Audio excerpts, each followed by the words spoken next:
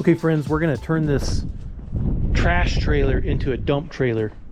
And I think what I'm gonna do, instead of using hydraulics, we're gonna use a winch here on the front. My original plan was to cut off all the supports along the rail there, because we do have a pretty good frame on the body, on the box, and we also have a good frame down here below. Okay, so we've got what we need to work with. I shouldn't have to add any structural steel underneath the trailer, but I am going to have to obviously add steel to the front, and then I'm going to have to add steel to the back for hinges. Now, I've never used this brand before, but they were cheap at Harbor Freight. I'm going to try them out and see how they do. Let's get to cutting. Now, just so you can see what I'm dealing with here, all up and down the trailer, this is the main frame that runs front and back. These are the cross pieces here. They're all tied in with these angles here. And so my plan was to cut the angle off down low along here originally, but I think what I'm gonna do is just cut the angle right across here. It's got some tack welds on each side of the frame right here and on the back side as well. I'll have to get this out of the way and then cut this out as well. So it's gonna be a lot of cutting, but I think we can get it freed up in a couple hours hopefully.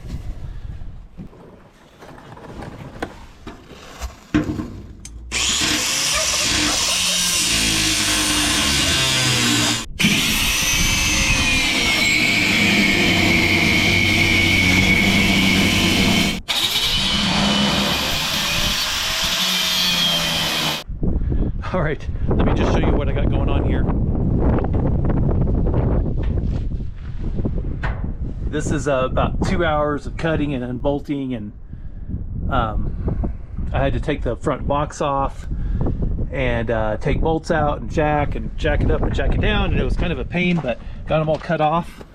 So the main frame that locates the axle is separate from the body now, all the way up and down.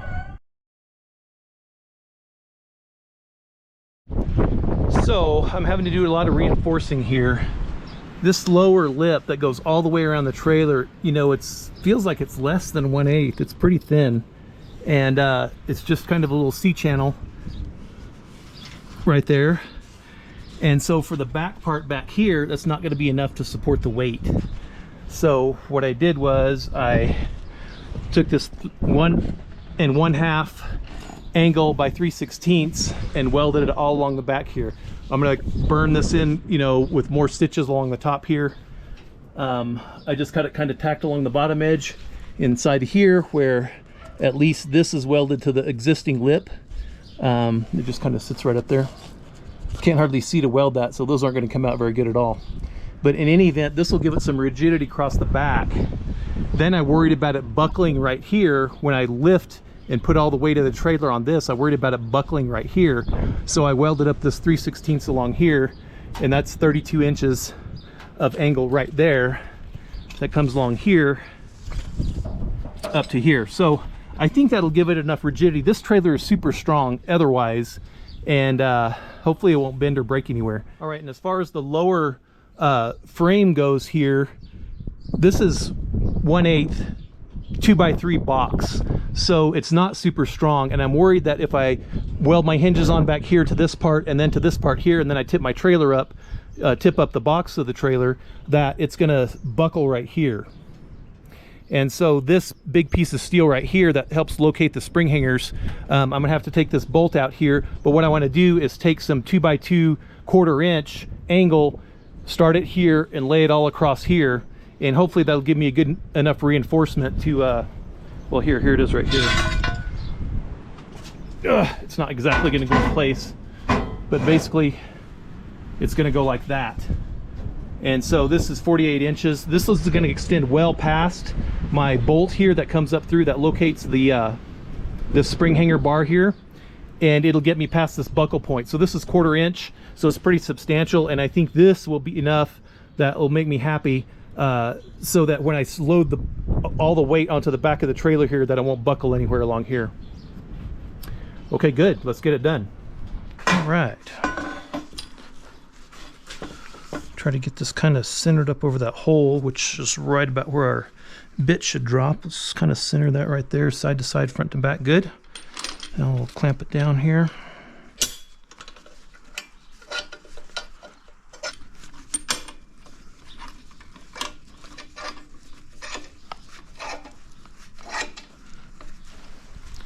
Okay, nice and sturdy. Plugged in, we'll turn the magnet on.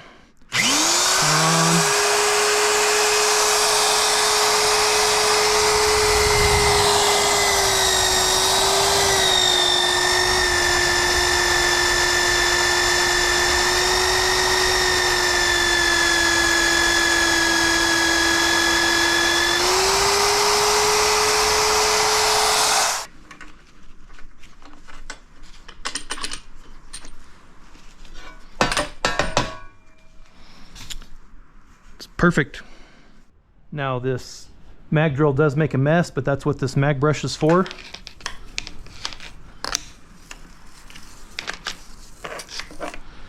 And of course it's all over the floor here too.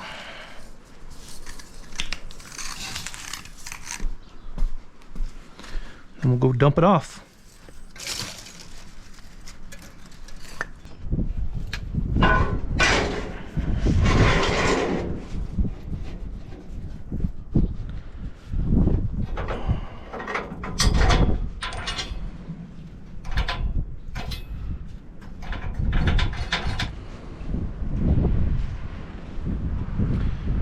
Okay, got my reinforcement all done. Got this all reinforced all along the back of the frame there. Same thing over there. And we're gonna drop it down. This will be what we weld the lower part of the hinge to, and this will be what we weld the upper part to. And let's lower it, see what it does. We'll see if we can get it squared up after we get it up down. Okay, I'm going to keep tension on the chains just a little bit so that I can slide it around a little bit.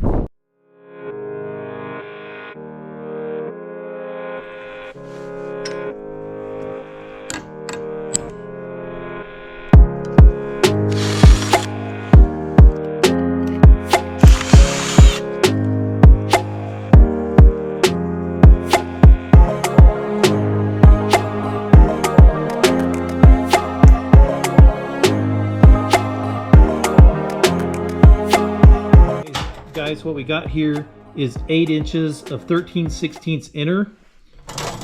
There's 8 inches of it here as well. And this is 16 inches of 3/4 solid. So that this is welded up closed here, and the end of the rod here is welded there. So that's all nice and snug. This one will be my greasable side, and there's a grease zerk there. This is a 1/4 by 28 thread, so 7/32 drill was perfect for that to get it tapped out, and that'll slide in there like that. This isn't going to be a high cycle hinge, so I'm not too worried about the little bit of play there. All right, so we're at the front of the trailer here. We have the vertical post in. We have these side brackets tacked in on both sides. This cross pin holds this. I've used this 3/8 bar here that goes all the way underneath this to this side, and that's just holding this up off the main frame right here. That way, when I tack this in, this is up in the air. I'll pull this flat bar out, and then that'll allow this to tip. So that can't rest right on top of the frame, and then you expect it to tip, right? So that's why I use that 3/8. So I don't know if it's going to be enough, but I can always take it out and grind it off a little bit if I need to. Now, as far as this goes, as far as my roller goes, and I don't know if I really need to use a roller or not, but basically I've tacked on these tabs right here, and this is 3/16. I probably should use 1/4, but I'm welding it to 1/8, another 3/16, so thought 1/4 be kind of overkill. Drilled out these holes on the mag drill, and I've drilled them a little bit big, so I have a little bit of working room. But basically I have a tab there and a tab there. And how this is going to work is this is going to be my actual roller. And you can see I put a little grease zerk, a couple grease zerks on there. That's, I don't know, probably not necessary, but they're on there. And they may get in the way. I mean, as this tips up in the air, this pole may lean and it may hit those grease zerks. So I may end up, you know, busting them off or taking them off later anyway. But anyway, that's going to fit right there. Then this will slide in right here. And this is going to be welded solid right here. and right here. Okay, so just so you can kind of see how this is going together. A lot of videos I've watched really don't show, they just kind of show it in action. They really don't show the mechanics of it. So that's what I'm trying to do here. Now I'm trying to trap this roller right up against this metal right here. Okay, so when I go to tack these in, I'm going to weld it right here. I'm going to tack it here first because the tack will go on hot, but as it cools, it'll shrink and it'll pull this forward. You know, as I weld right there and it shrinks, it'll pull this pin that way. Okay, so I'm going to do the same thing on the other side. Weld it on the front edge here, so it'll pull the pin that way. And hopefully that'll pull that nice and snug against there so it won't shrink away from that. I want to keep that as snug as possible. I want to keep this roller snug as possible against this. All right, let's get it in. Now we're going to cross drill the posts with the mag drill.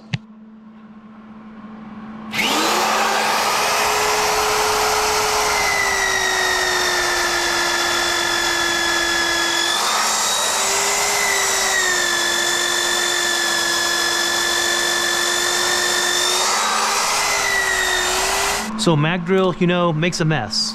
Definitely makes a mess, but so much faster. I just drilled all 4 of these holes in less than 10 minutes. They're perfectly symmetrical. They're perfectly lined up. All right, let me show you what we got so far.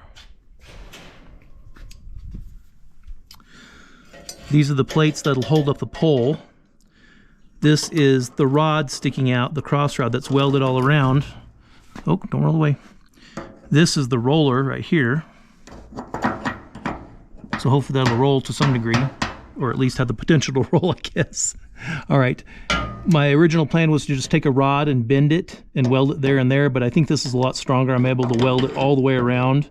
This is just some 3/8. Mag drilled a 13/16 hole in it, 15/16 hole rather, and that should be big enough for the hook. If not, I'll have to wallow it out some. So anyway, kind of braced all up around here. This is all tied together. This is welded across here. I'm also going to weld a plate underneath this all the way across the bottom, and that'll give it some extra strength as well. Let's put it together. Okay, that's my winch mount plate. So set that up there. Still hot.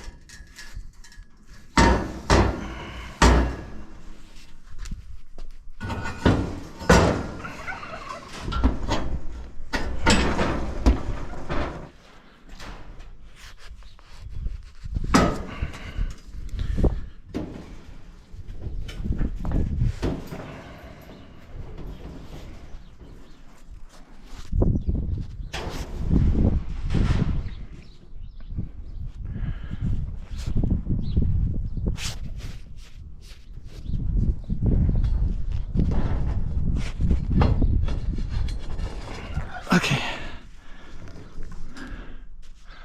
That is way up there. Okay, that's pretty dang tall. So, you know, if the calculator was wrong, I'll drill some shorter holes in it, you know, some holes higher up on that upper pole so I can drop it down further, and I'll cut it shorter so it'll be lighter and easier to put up there. Okay. Okay, so to calculate our dump angle, we're going to use this triangle calculator at calculator.net, and this is the easiest one I found to use. And so we already know what our base is because our trailer box is 10 feet long. When we raise up the box to a dump angle, so this will be the box up in the air when it's raised up to dump, and this is still 10 feet long. So we know we can put 10 feet there, 10 feet there. And let's just put that in real quick. 10 feet. 10 feet. And then we know we want our dump angle right here to be 50 degrees. So we'll just put that in right here. And this will give us the length of our pole that we need for our winch side. How tall does this pole need to be to get 10 feet to dump at 50 degrees? We'll calculate it here. And there's the answer right there. I don't know if that's coming out in the camera, but it's basically 8.5 feet. Okay, so that angle's 50 degrees, that's 10 feet, that's 10 feet, and so this is 8.5 feet right here. Okay, so the roller doesn't roll at all, so that was kind of a waste. So just in case you're going to build one of these, don't bother making the roller. Maybe unless it's a ball bearing roller, but it seems to slide up and down fine. But it stayed in the middle. I'm really surprised. I was expecting it to deviate to the side. It's going to be a little bit hard to see, but right here where the inner goes into the outer. I kind of beveled that outer edge, so as the roller slides down, it just kind of bumps over it, so that works pretty well. And it looks like I feel pretty confident in the strength back here. At some point I'll put it up and I'll brace it, you know, chalk it, brace it, everything, get underneath here and weld the back of these hinges just to give it extra strength, so that one weld along the edge isn't supporting all the weight.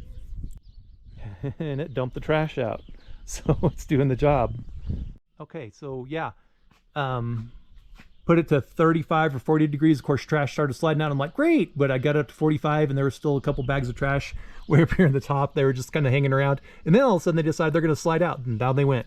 So, and then I went ahead and put it up from 45 to 50 degrees, or it's almost 50. It looks like 49 according to this little cheap scale. The calculations are correct. So this trailer's 10 feet long. It has a 10-foot base, and then this is 50 degrees. I want to make sure I could get to 50 degrees, make sure everything would slide out. So I made this long, just long enough, and fortunately it is just long enough. You can see the aluminum swedge is right there near the top of the pulley, almost to the pulley. I don't want to bump the swedge into the pulley, so that's about where I want to stop it. If I did bump it, I might get 50 degrees, but everything seems to slide out at this angle, so I'm pretty happy with that. So let's try it out.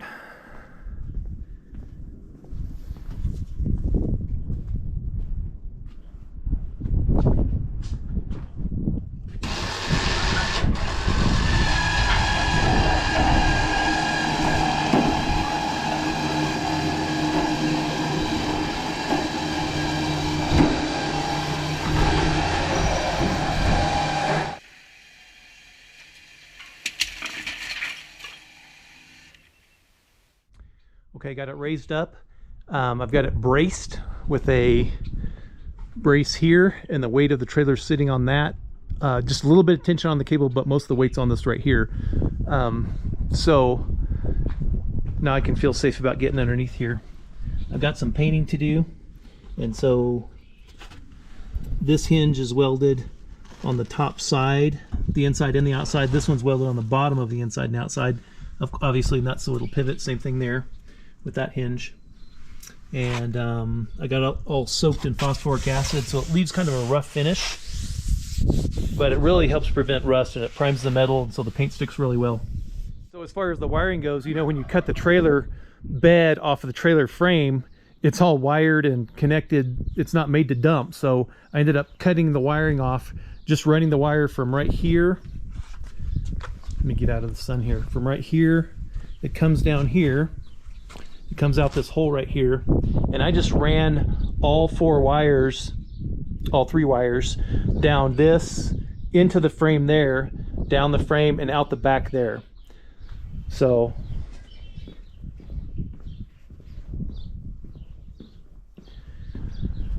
of course the yellow wire's left turn signal, that comes over here. The green wire's right turn signal, that goes over there. The brown wire is marker lights. It's just lights on, right? So it goes everywhere. So we have a brown wire coming here, brown wire going there.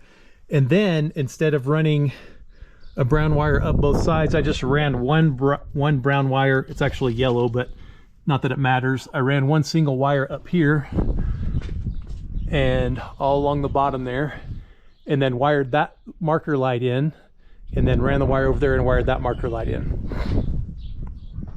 I'm not sure that was much less wire. It was a little bit less wire, but not a significant amount. But it just seemed a little bit easier running it across here than it did running two up. In any event, it's done and the lights work, and I'm pretty happy with that. I'd like to leave this winch on here. Of course, it's all painted now. Well, the pole's painted. I got to do the rest of the painting, but I'd like to leave this winch on here. Leave some kind of wrap on here. A regular winch, this is sticking straight up and down, so a regular winch cover isn't going to work because this cable's in the way, unless maybe I split the winch cover and wrap it around itself and Velcro it or bungee cord it or something. I'll have to figure something out. As far as this pin goes, this pin's going to stay in. I was going to buy locking pins, you know, the kind with a little key lock, just like you'd have for your hitch, but I ended up just putting a graded bolt and a, not that the grade matters in this, but and then a lock nut on there. And so it'll be something extra somebody has to mess with if they really want to steal the winch. So I'm going to do the same thing here. I'm going to put a pin in here and then put a bolt through here, a big bolt, and a lock nut on it, and then just leave it at that. If somebody really wants it, they're going to sawzall the even if I put a locking pin on here, they're going to sawzall it off. So if they really want it, so they're going to get it one way or the other if they're really after it.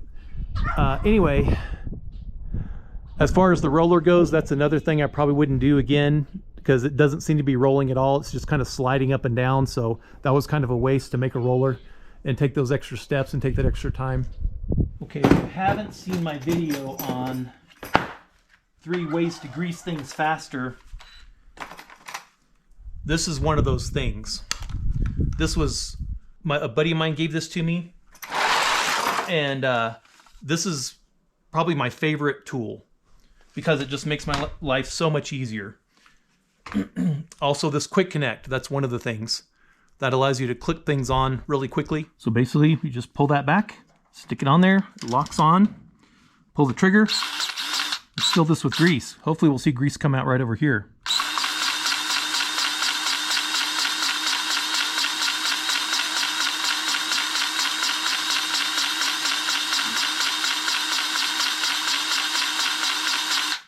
There it is. Okay, let's do the other side. So I didn't treat this rod that goes through here. It's welded here, but it goes through here, and this is where it pivots. It's got the mill scale on it, but that's going to wear out pretty quickly as this pivots up and down. Of course, this isn't going to get a lot of cycles during the year, you know, just a few cycles a year. I'm only going to be dumping trash out of this a few times a year, so which is good. But also, this grease will help protect the metal in there and keep it from rusting. So every year or so, I'll probably just put the grease on it. Every year I grease the hubs, just put the grease gun on it and fill the hubs up to grease the bearings. So I'll just come back here and do this as well. This will just be one of my maintenance points. Okay, so last thing, okay, I keep finding things to do, so this probably isn't going to be the last thing. But I welded these tabs right along the front edge of the bed here. So here's the bed, of course, and this tab is right here. It's got a little flare on it, and these are just going to help locate the front of the trailer as it drops down so it stays sort of centered. And, you know, this trailer, now that I've cut it all loose, the only thing holding it on is those hinges in the back. So this will at least keep the front end from going side to side or slipping side to side. I'm not sure that that would happen, but maybe it could going down the road or whatever. So these are pretty snug. These are going to help locate the front end right down onto that right there. So let's test it out and see how it looks.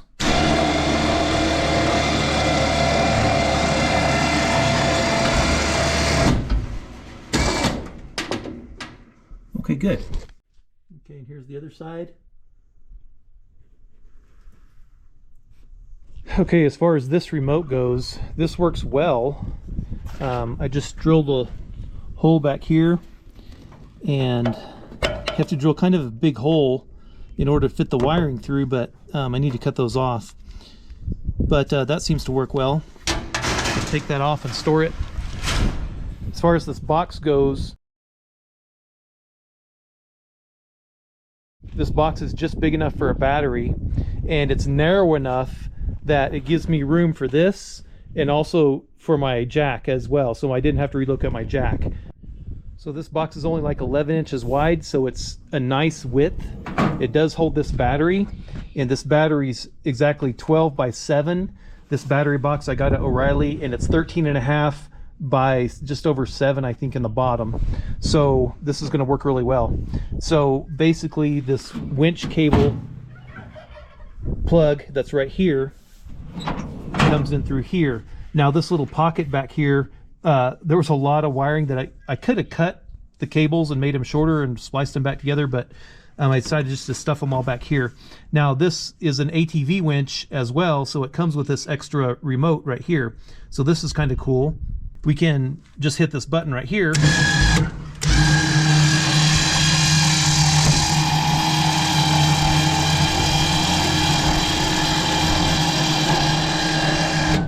and raise and lower it as well. All right, so looks like my cable got jacked there. Got to straighten that out. So we'll go ahead and lower it here.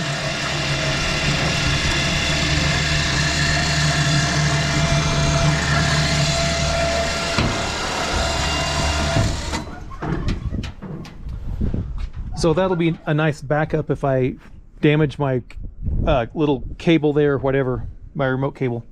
Basically the wiring I just ran around here, plugged it into this relay box, hot wire here, and I left a little long, I'm not sure why, but I ended up cutting a couple feet off of this, I think is what it was. So I did shorten this cable, but I left it a little longer than I probably needed to. And then this ground wire I made a little longer just in case I have to have the ground over here for some reason. I don't know why that would ever happen, but I've screwed myself in the past before like that. In any event, here's the cables that go out to the winch itself. And I just got one of those little grommets from the Harbor Freight selection box. Put one of their grommets in there, and so basically it just comes out the back, comes up to the winch, and that's it. So I'll probably take the battery out and keep it on the trickle charger here in the house, or in the garage rather, so that it's nice and charged. I can use this for this. I can put the battery on my big trailer. If you've watched that build video, where my most recent trailer project video, where I put this battery and a 12,000 pound Harbor Freight winch on there, and so I can use this battery for that as well. So check that video out if you haven't seen it. It was a lot of fun.